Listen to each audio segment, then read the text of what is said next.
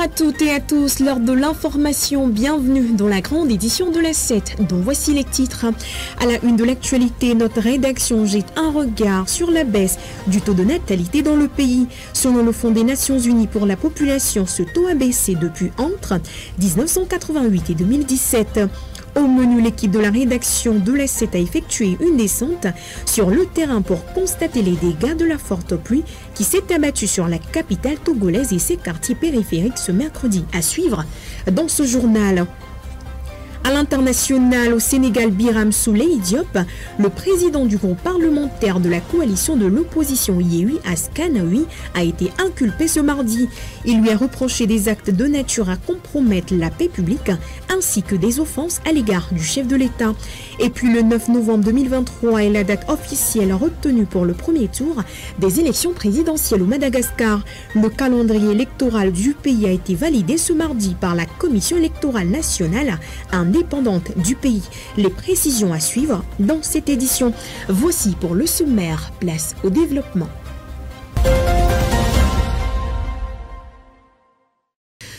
En ouverture de ce journal, intéressons-nous aux finances. Les participations financières de l'État togolais au sein des différentes entreprises se sont montrées plutôt assez productives, alors qu'une baisse des dividendes du pays a été observée depuis 2018. Ils ont connu une nouvelle hausse de 6% l'année dernière. Le point dans ce reportage. De 14,6 milliards de francs CFA en 2021, les dividendes issus des participations financières de l'État togolais sont passés à 15,5 milliards en 2022, soit une légère hausse de 6%. Des chiffres plutôt encourageants, quoiqu'en deçà des attentes de la même année qui tablaient sur 19,75 milliards de francs CFA. En effet, de 2018 à 2021, la barre des dividendes perçus par le pays a connu une baisse remarquable. Elle a quitté les 27 milliards pour se retrouver à 14,6 milliards de francs CFA. Une situation probablement justifiée par la crise sanitaire liée à la Covid-19 et aux multiples crises mondiales, en l'occurrence la guerre russo-ukrainienne. Par ailleurs, pour le compte de cette année, le pays entend multiplier les initiatives adéquates pour atteindre ses objectifs de dividendes estimés à 21,8 milliards de francs CFA. Ceci d'autant plus que ces bénéfices occupent une part importante au sein des recettes non fiscales de l'État, soit environ 26% en 2022 contre 25% en 2021. Pour information, il faut préciser que selon de récentes informations du ministère de l'Économie et des Finances, l'État togolais est actionnaire dans 55 entreprises avec un contrôle total sur 18 d'entre elles. Il faut également rappeler que les dividendes désignent les revenus perçus par l'État au sein des différentes entreprises dans lesquelles il détient une part, qu'elle soit totale, majoritaire ou minoritaire. Après la pluie vient le beau temps, dit-on. Hélas, certaines populations de Lomé ont passé une matinée difficile. Une forte pluie s'est abattue sur la capitale togolaise et ses quartiers périphériques ce mercredi. Après les premières averses, certaines artères de la ville sont inondées, voire impraticables pour les habitants qui crient leur détresse au gouvernement. L'équipe de la rédaction a effectué une descente sur le terrain pour effectuer le constat. Bernard Quinvy, Alain Akoucha. La région maritime et plus particulièrement la ville de Lomé est arrosée par une forte pluie ce mercredi matin. Cette pluie a provoqué des inondations dans plusieurs quartiers, à savoir Nyekonakwe-Togbato, Bé, Agoué de Lyon, Agbalimpedo, Tokouin-Gbadago, entre autres. Plusieurs maisons sont envahies par les eaux de pluie, obligeant les occupants à chercher un refuge. La pluie nous a surpris depuis 4 heures du matin.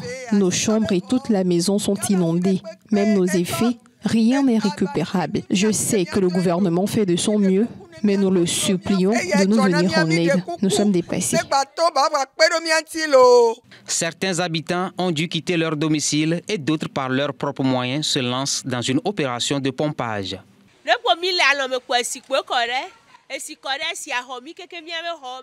La pluie nous a surpris en plein sommeil. Tout est mouillé dans nos chambres. Nous ne savons pas où passer la nuit. Nous sommes fatigués ici à Lomé. La même situation après chaque pluie, nous sommes vraiment fatigués.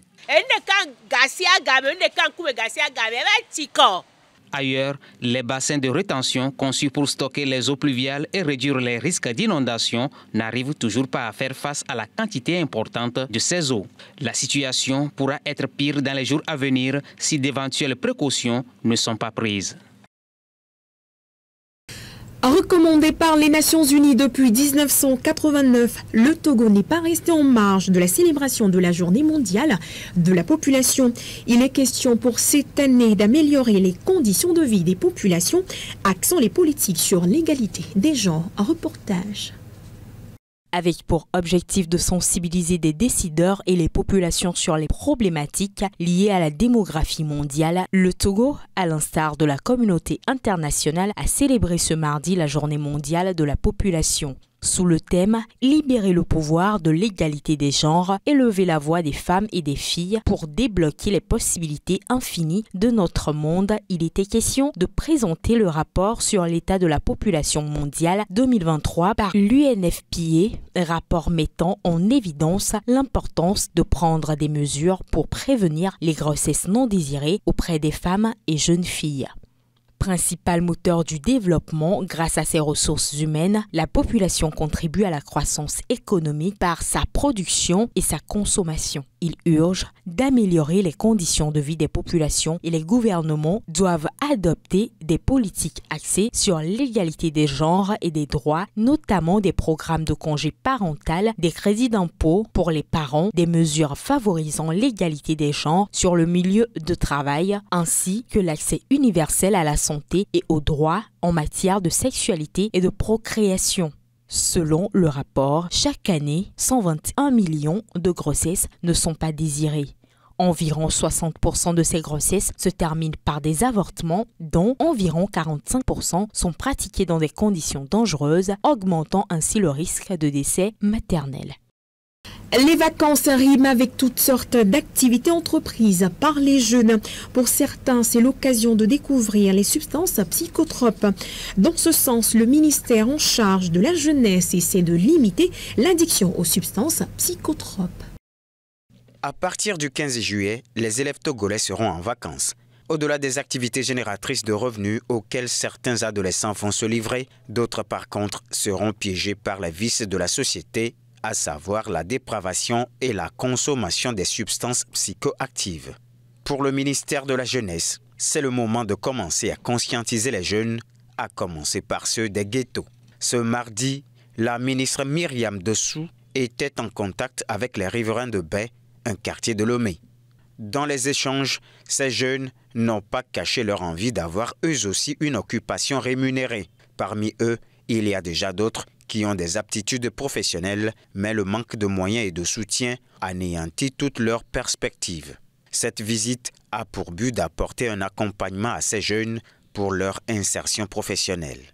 La première mesure d'accompagnement consistera à offrir du matériel de travail à ceux qui ont déjà des aptitudes professionnelles. Les suivantes consisteront en la création d'opportunités d'emploi pour ces jeunes qui sont eux-mêmes fatigués de cette vie de dépendance continue des substances psychoactives pour affronter la vie. Sur une enquête menée en 2020 auprès de 500 jeunes, 64% reconnaissent boire régulièrement de l'alcool, 18% consomment de la drogue et 17% affirment consommer de la cocaïne.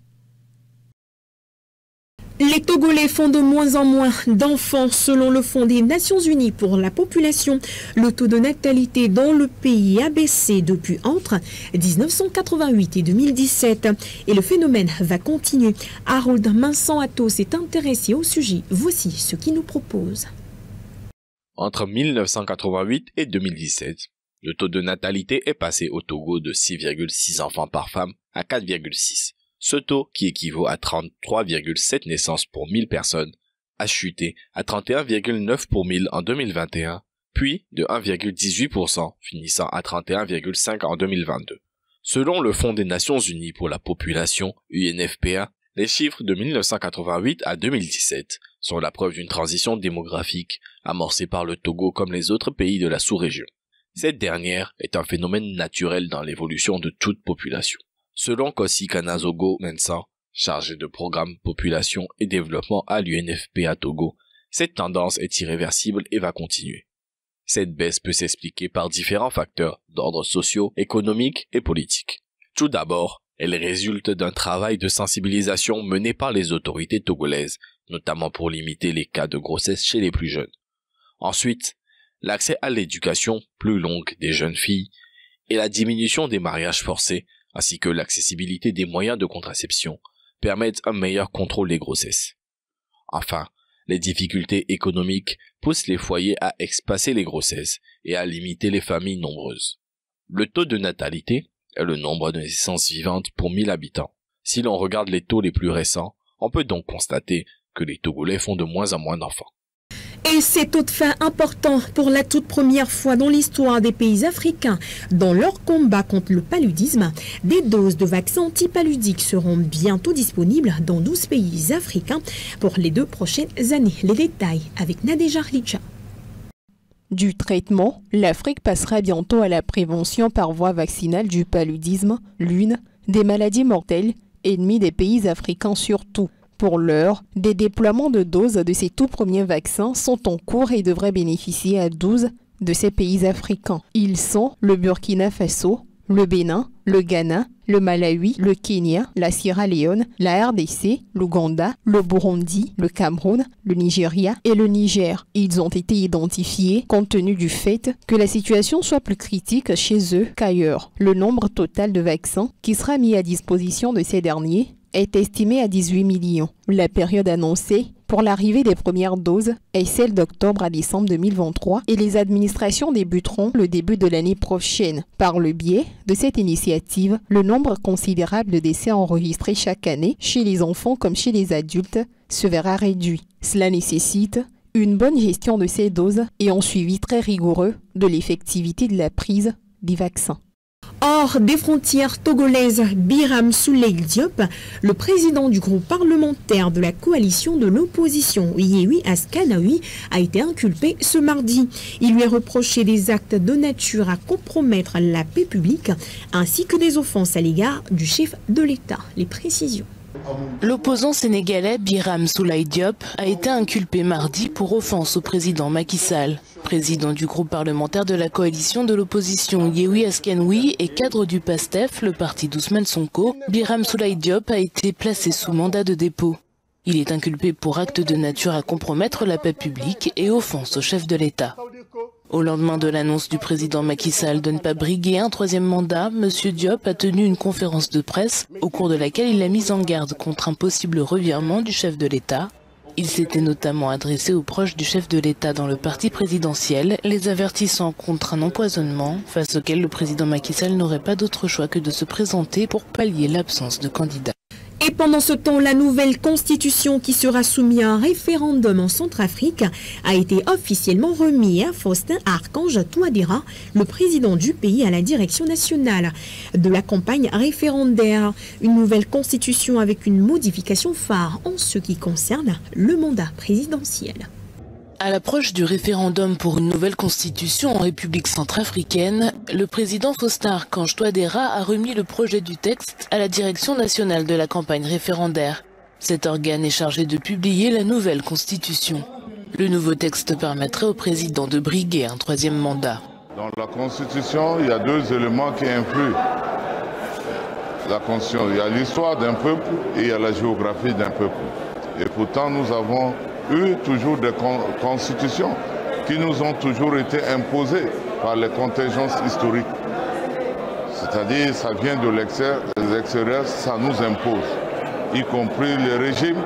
Parmi les modifications importantes du texte de 2016 en vigueur, ce projet de loi prévoit qu'au lieu de 2 mandats de 5 ans, le mandat présidentiel passe à 7 ans sans restriction.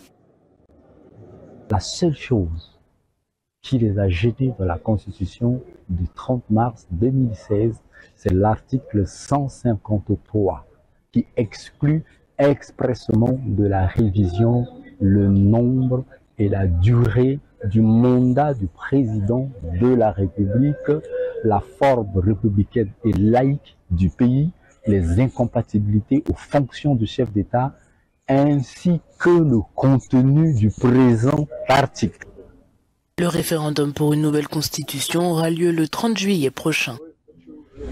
Le Kenya est actuellement confronté à une explosion démographique, une situation qui complique davantage le quotidien des habitants. A contrario, certains experts pensent que cette explosion pourrait être une aubaine de développement du pays. Le point. C'est dans ce quartier, l'un des plus grands bidonvilles de Nairobi, que vit et travaille Diana. La jeune mère de 24 ans gagne sa vie en vendant des frites dans la rue. Une vie précaire qu'elle attribue notamment à la hausse de la population kenyane. Le pays compte désormais 53 millions d'habitants, ce qui, selon elle, accentue les pénuries alimentaires. À cause de la hausse du nombre d'habitants dans le monde, il est devenu très difficile pour nous d'obtenir de la nourriture. C'est pourquoi nous dépendons des donateurs pour pouvoir nous nourrir. Tout le monde ne partage pas l'avis de la jeune femme. Pour certains experts, cette croissance démographique est une aubaine pour l'économie. Récemment, nous avons franchi le cap des 8 milliards d'habitants dans le monde. L'Afrique y contribue de manière significative. Il y a peu, nous étions 800 millions, mais aujourd'hui, nous dépassons le milliard d'habitants. Et ce qui est unique avec la population africaine, c'est que tandis que d'autres régions ont une population en déclin, en Afrique, nous avons la population qui croît le plus rapidement. Cela a entraîné une hausse du nombre de jeunes, ce qui nous donne l'occasion d'exploiter ce dividende démographique. Pour d'autres experts, notamment à l'ONU, une forte croissance démographique pourrait avoir un impact sur la qualité de vie des habitants. Et cela pourrait se traduire par un accès plus difficile à l'éducation, au logement ou aux soins de santé. Une population croissante pose bien sûr un défi dans certains domaines. De nombreux pays se sont fixés des objectifs de développement très ambitieux. Ils ont décidé de répondre aux besoins de la population en termes d'éducation, de soins de santé, de logement, de nourriture, d'eau, d'énergie et de sécurité. Ils veulent créer le plein emploi pour la population et une population croissante peut accroître les enjeux dans ces efforts. Il est plus difficile d'atteindre ces objectifs, de réaliser le progrès social, et cela peut également s'accompagner de pressions croissantes sur l'environnement. La population mondiale a récemment franchi la barre des 8 milliards d'habitants et selon l'ONU, ce chiffre devrait atteindre 9,7 milliards d'ici 2050.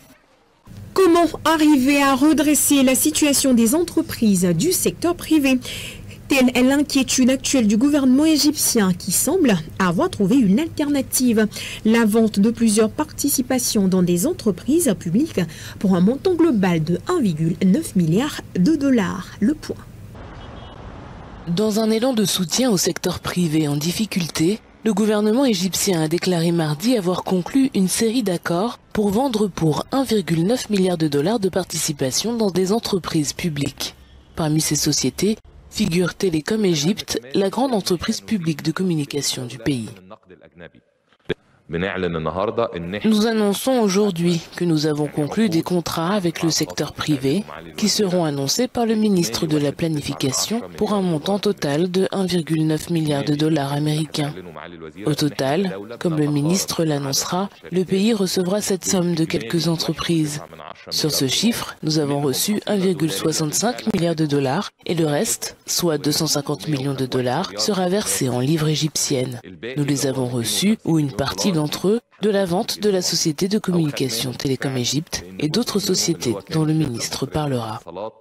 Ces ventes d'une valeur de 1,9 milliard de dollars s'inscrivent dans le cadre d'une réforme majeure de la privatisation visant à vendre des participations dans au moins 32 entreprises publiques, des entreprises pétrochimiques aux grandes banques.